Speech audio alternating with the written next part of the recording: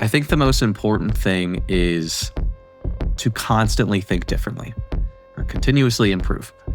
The SOC, when you get to that, what you think is that desired future state, you've hit your roadmap for the annual goals that you have. That is not the end. Even when you get these shiny new toys and you have the right people and process, it constantly needs to evolve, right? And that is the world we live in. It is always going to change. Threat actors are constantly evolving. Having visibility into threat intelligence to be able to understand how these threat actors are evolving and being able to morph your SOC to effectively detect those is critical. It is a constant battle, and you have to continuously improve to keep up with this battle.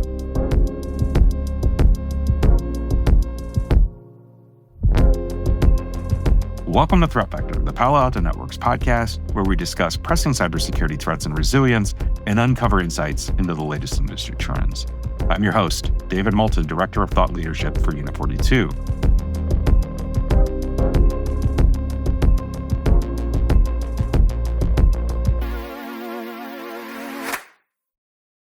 Today, I'm speaking with Clay Brothers, Senior Director at Palo Alto Networks, Unit 42.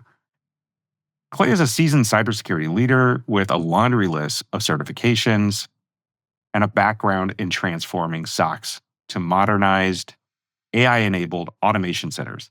He brings in valuable insights to the intersection of cutting-edge technology and security operations. Today, we're going to talk about SOC transformation and staying ahead of threats. Here's our conversation.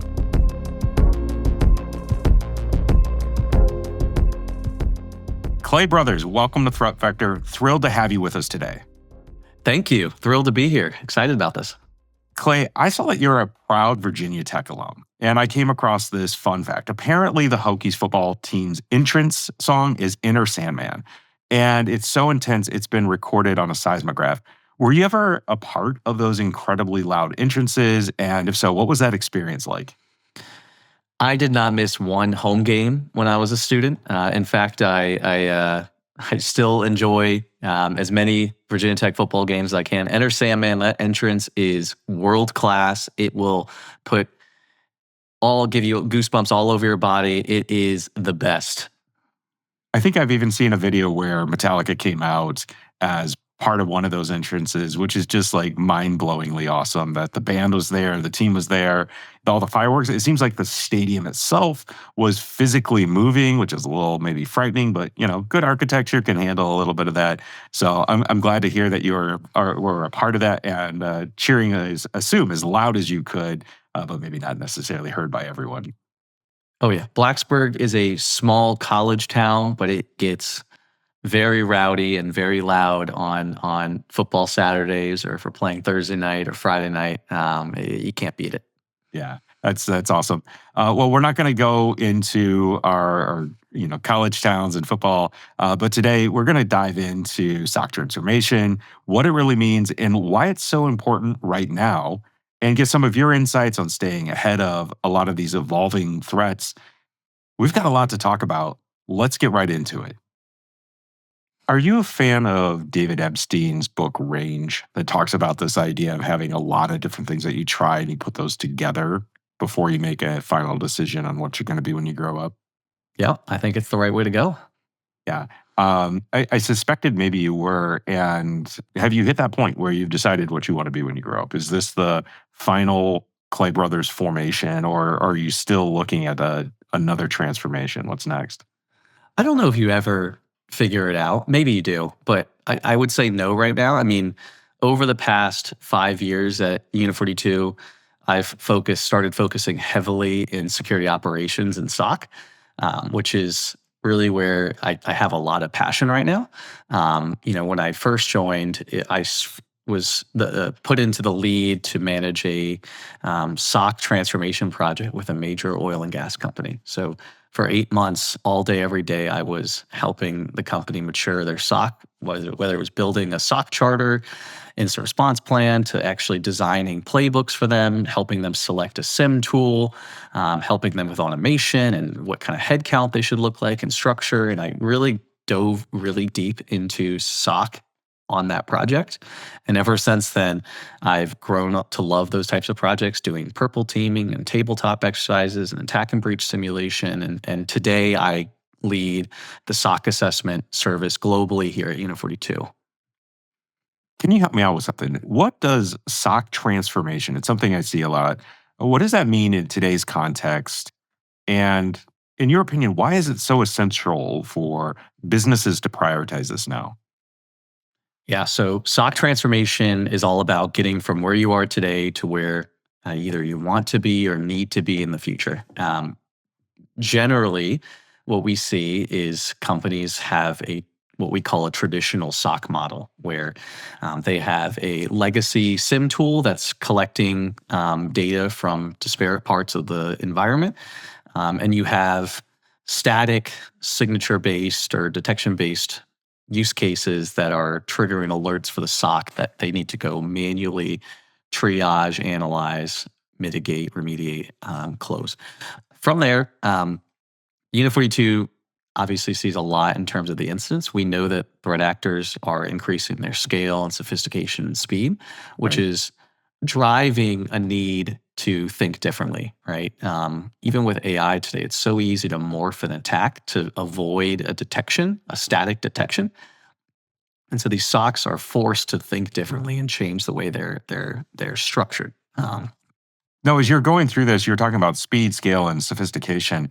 And when I was looking at our global incident response report, Mhm. it seems that that speed, scale, and sophistication has moved to an even more aggressive or destructive type of behavior.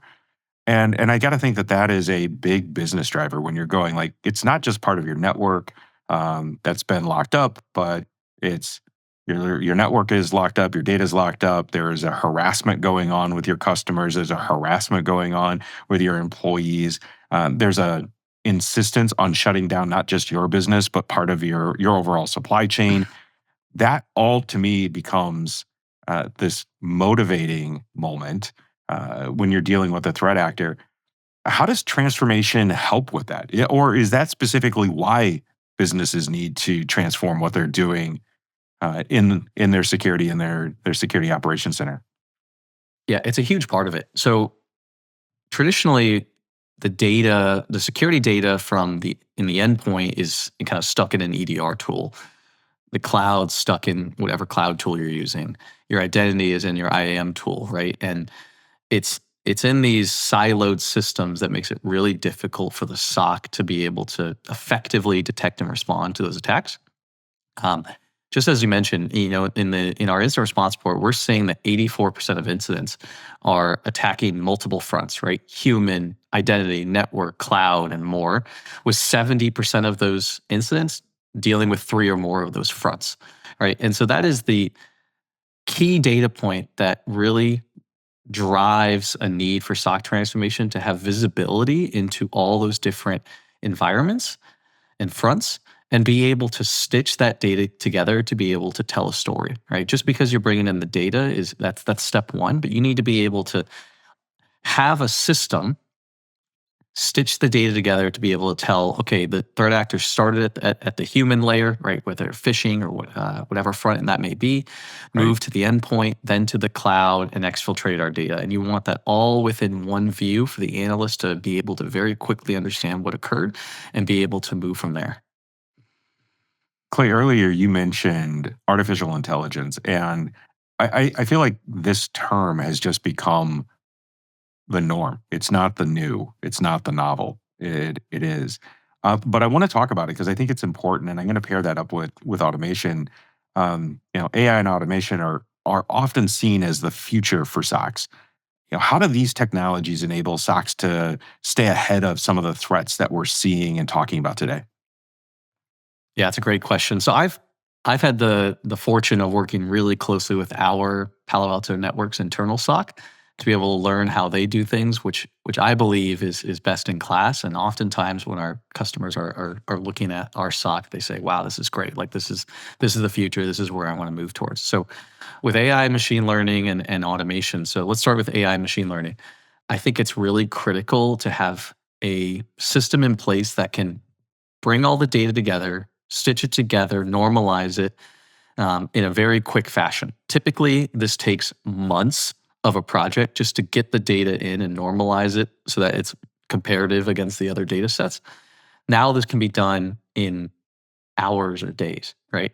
Um, from there, right, you want to be able to detect attacks, right? Having detections in place, unique to your business that maybe you're engineering is always going to be important. But if you have the ability to rely on AI machine learning as a foundation to be able to detect anomalous activity, suspicious or malicious activity that seems outside of the baseline of the norm for a user or an application or a service, that is the way to truly detect attacks today, right? These threat actors are also using AI and machine learning. And so once again, going back to that legacy SOC concept, relying on static signatures to be able to notify your SOC that something's bad happening is a way of the past and is not going to work anymore. In these SOC transformation projects I work on, we very quickly understand what tasks the analysts are taking the most time on. And those are the candidates for the use of AI or the use of automation to either replace or supplement the analyst's time. Our SOC has measures how much time they believe they've saved with automation and AI. And right now that's at 65 full-time employees, right? And that is driven by their analysis of what tasks take the most amount of time and monitoring that over time to be able to understand how many times that action's taken, multiplying that by the time that you typically required to do that manually, right? And they're able to manage that, once again, with the offsetting of 65 full-time employees. That's pretty amazing. Because there is such a lack of skill or capacity for specific skill and such demand for those folks that are around, that you would want to say, like, how do you address the, I think over the last 10 years as I've been in this industry, it's always like 2.5, 3.5 million open jobs. There isn't a way to just conjure up millions of people to do this work. And it becomes more and more important, as you were saying earlier, with speed, scale, sophistication, with the advent of really disruptive attacks that are shutting down entire businesses or systems. Where does that answer come from? So maybe the answer is, well, we do lose some of those lower level skills and deep understanding. We give ourselves time to go to a higher level of management of things, and you develop a new craft at that next level on a foundation of AI automation that you can monitor. And really, one of the things that I keep hearing, and I've started to see myself, is the AI that you're working with today is the worst version of that AI. I don't know when that will slow down or when we'll say, like, no, we need to like roll it back to version 64, right? But it seems to me that each time you come back a week, a month later, you're going, this is far more powerful, far more capable than it was just a week ago, just a month ago. If you go back a year, you're going, it's hard to comprehend how much better it got in a year.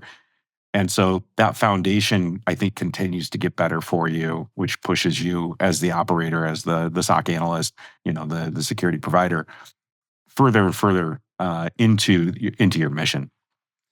Yeah, I mean, look, no analyst wants to spend their 8 hours a day responding to alerts that end up being false positives, right? Which is the very traditional, normal way of life, is that the majority of alerts are false positives. There's no action needed.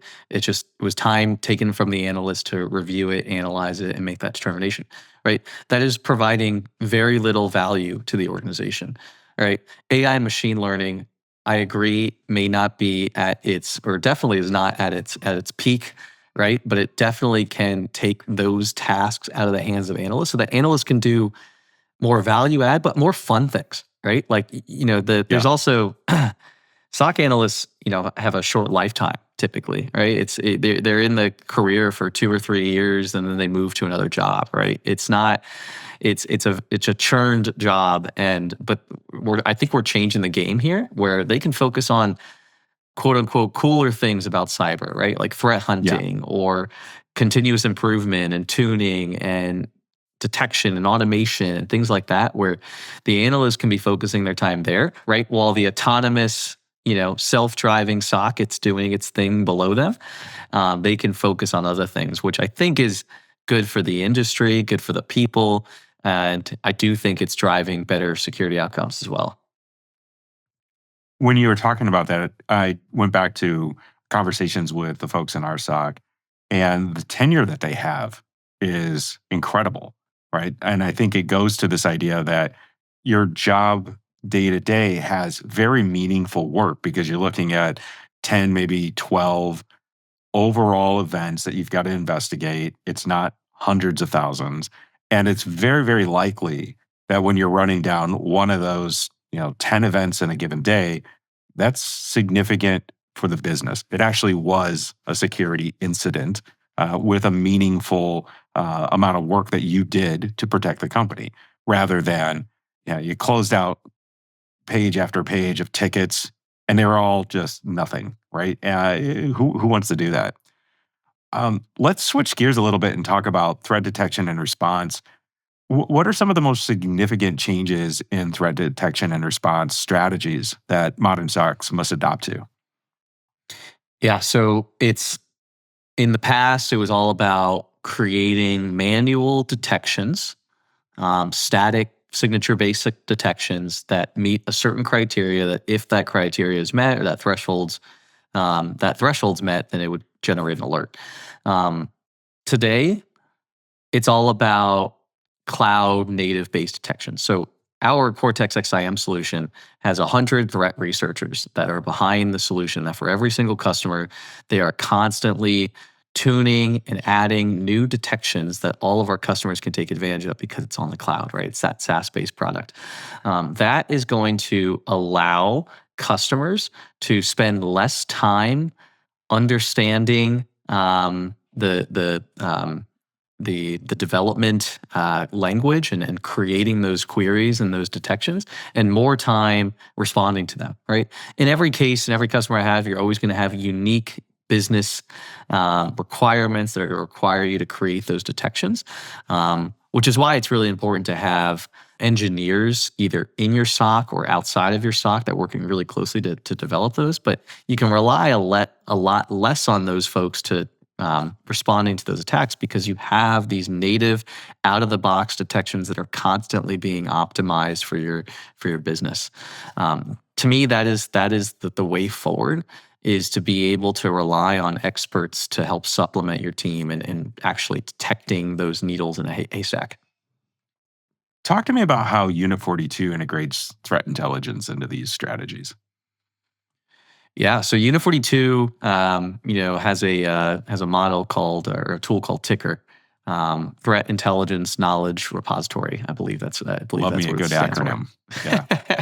Yeah. It is the kind of the crux of Palo Alto that is pulling and receiving data from our Palo Alto products, right? The millions of firewalls and millions of endpoints, the hundreds of thousands of cloud instances and more, right? And pulling and pushing that data set, but then also from our incident response and proactive services and our MDR team and taking data from them and providing data back. We are seeing and collecting all this data and being able to make sense of it, make decisions, understand trends, as well as our own independent threat research and deep and dark web analysis that we can leverage to be able to push data to our products and to our services so that we're better serving our customers.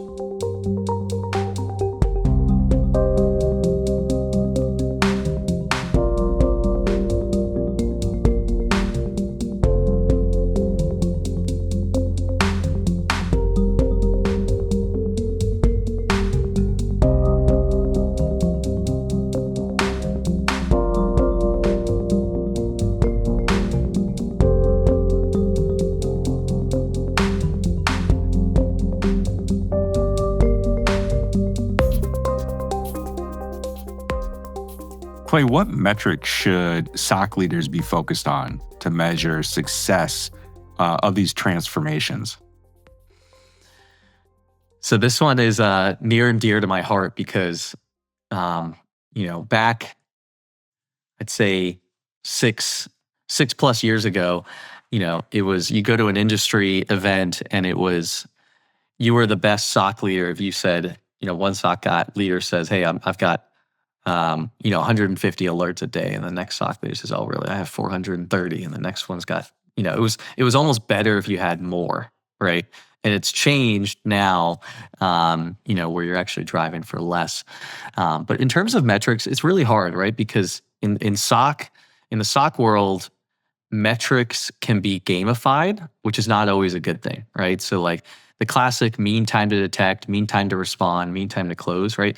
If SOC analysts know that one of the key metrics that they individually are graded on and their performance is tied to is how quickly you analyze and close a ticket, you can imagine the kind of behavior they may take to close that preemptively or as quick as possible, right? Which is usually not a good thing, right? Usually you want to take the time and make sure you're really analyzing the data and the events that are provided to you as the analyst and make informed decisions. But that being said, assuming you're able to manage that properly, mean time to detect, respond, and close will always be a key metric. Oftentimes with our SOC transformation customers, we are seeing a major improvement in those metrics in terms of how quickly they're able to detect and alert on an attack, how quickly they're able to acknowledge it and start working on it, remediating it, and closing it, right? Those are obviously the whole life cycle of a SOC analyst.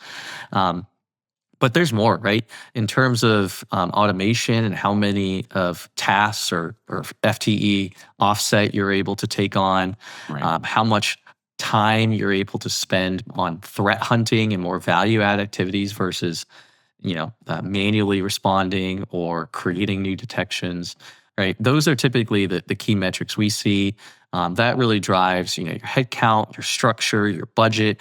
And there's a variety of other metrics out there, but it's I know most SOC leaders and managers know this, but it is so critical to make sure you are managing those metrics clearly, so you're not driving bad behavior. So SOC transformation, as I understand it, is this balance between people, process, and technology. How should organizations align those three things effectively? Yeah, they're all important, right? I mean, technology is going to be, the heartbeat of the SOC, right? Having a strong SIM tool that can use automation, use AI and machine learning to help make the lives of the analysts easier, stitching the data so you have full visibility into the environment, right? All of that is critical. And that's, to me, that's like step zero, right? You have to have that in order to be successful. Now, you can have the shiny new toy and still fail, right? So having the right people in place that have that incident response experience and mentality is critical. Knowing how to leverage the technology is critical. Not every, moving from one SIM to the other is not apples to apples all the time. And then process, right? SOC transformation focuses a lot on enabling the SOC from a people and process perspective to leverage and optimize the use of the technology, right? And if you don't have all those different pieces in place, yeah, it's not going to be successful. You're going to have incidents that are occurring that you may not be aware of. You're going to respond to attacks inefficiently, right? There's going to be a lot of problems that could cause massive disruption to your business. Resilience is a key theme in cybersecurity. How does SOCs build resilience against the sophisticated threats that you mentioned earlier and the supply chain attacks that we're seeing, against the disruptive behaviors used to gain leverage by threat actors? What is their role in building resilience? Yeah, resilience has a very vague definition depending on who you're talking to. My definition of resilience is being able to very quickly bounce back from attacks, right? The SOC is literally the front lines of that, right? They're going to be the ones that are going to be able to detect and respond to those attacks. Now, prevention is step one, right? One of our SOC's key principles is prevention first, detection second, right? And that I believe should be the mentality for everyone, right? If you can prevent it first, then that should be the number one priority.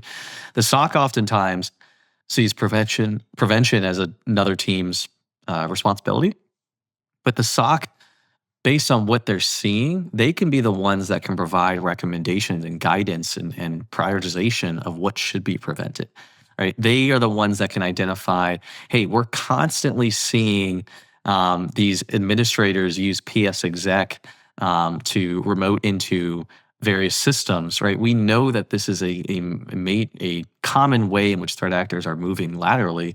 Is can we have these administrators use a different path, or is there a way for us to very quickly understand what's the authorized use of those, right? And so the SOC being able to influence the prevention and best practices is to me that's helping with that first step of prevention.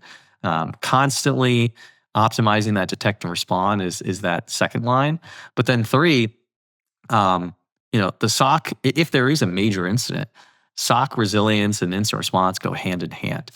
Being able to very quickly understand what the threat actor did, what they got access to, how to get them out as quickly as possible, right? That is not only going to be the SOC's job. There's going to be a lot of other individuals and teams involved, but the SOC needs to be upfront and personal with that. Oftentimes, these SOCs are partnering with firms like us to help with that digital forensics and incident response and getting those threat actors out as quickly as possible. And that's definitely a best practice, is leveraging the retainers and relationships that you have to be able to drive strong cyber resilience. Where does the work you do and you lead play a role in our clients' resilience? Yeah, usually ideally customers are coming to us before a major incident and seeing, the speed, sophistication, and scale of these threat actors and understanding they need to make a change to their SOC. Other times there is a major incident and they realize that there's gaps with their SOC and they need expertise to help put together a roadmap of how to get from where they are today to where they need to be in the future. And that future state may be aligned to industry best practices. It may be they want to emulate what our SOC is doing and more. But that is our SOC assessment is all about understanding where the customer is today, right? People, process, and technology, and understanding where is their North Star that they're trying to get to, and putting together a roadmap of prioritized recommendations on how to get there, and then partnering with them as part of SOC transformation to help them get to that goal. Do you have a success story where 42 really helped a client transform their SOC and improve their security outcomes that you like to share? Yes. Yeah. So I mentioned this before, but one of my major customers when I first started here was a major oil and gas company. We did a SOC transformation project with them where we started from the beginning, right? We were building SOC charters and incident response plans on defining exactly how the SOC should be structured, how they should be staffed and organized. We help them provide recommendation on what SIM tool they should move towards. We did some vendor discussions. We helped them based on their business and their use cases and the log sources they had. We helped with metrics, generating metrics, and building what that reporting structure should look like, and more. Right, and that was easily my favorite story because it was from beginning to end. We touched all things SOC. Now, I would say the most exciting story I had was more of a tactical story where we had a customer where they hired us to just help them with developing some incident response plans. They wanted step-by-step instructions on, hey, what happens if we're hit with ransomware? What happens if we're hit with business email compromise? And a couple others on their list. As we're developing those, one of them that we were wrapping up was insider threat. And sure enough, it was like a Friday afternoon, and we get a call from the SOC saying, "Hey, we appreciate you helping us build this. I know we're still in draft form, but we need to enact this like today." Yeah. And it was really unique because it was an IT administrator that they believed was exhibiting some suspicious behavior, that had the keys to the kingdom, knew all the vulnerabilities that existed at the organization, and was just a massive threat to the organization if they were to be an insider threat. And so we built a playbook that described, all right, here's things you need to do before you notify and make this employee aware that, we're on to him. Here's the things we need to do if the conversation goes well, right? It was a misunderstanding. Here's what we need to do if the conversation goes south and they realized he was caught. And the SOC was a major part of that, but it also, of course, involved legal and the executive team and more. To me, that was, being on the proactive side. I do have some battle bruises from incident response, but it's not the day in, day out I live in. But being involved with something like that, it's very exciting to be able to help organizations, build a plan so that they feel good about what they're doing, and rather than just kind of hacking at a tree to be able to understand, what is it they need to be doing. So we've covered a lot of ground here, and I want to take us into the future. As these threats all evolve and organizations are really trying to future-proof their SOCs, what do they need to do to remain effective and relevant, say in like 5, maybe 10 years down the line? Yeah, I mean, our vision is the autonomous SOC. Yep. You need to move to AI and machine learning and automation to help drive your autonomous SOC, similar to an autonomous car, right? A self-driving car, because that is the way of the future. It's the speed, sophistication, and scale is going to continuously increase. It's going to be harder and harder for the SOCs to detect threats in that legacy environment, and you have to rely on this new model in order to be successful. So getting there now is going to help you in the future, versus waiting. You're going to get further and further behind. Knock on wood, I hope this doesn't happen to any of my customers out there, but if you stay in that legacy environment, you have an increased likelihood and impact of a major security incident disrupting your business, right? Moving to this autonomous SOC, I think, is critical for the business in achieving its mission and protecting the data that it has. But it also is critical for your analysts. This is where analysts want to go. This is where they want the type of SOC they want to work in, and it's the right SOC to work in. Clay, thanks for a great conversation today. I really enjoyed learning from you as we talked about SOC transformation and getting into a little bit of your history as a consultant at EY, all the way to the proactive work and the transformation work that you lead here at Palo Alto Networks. I appreciate being here. It was a lot of fun, and it was good chatting with you as always.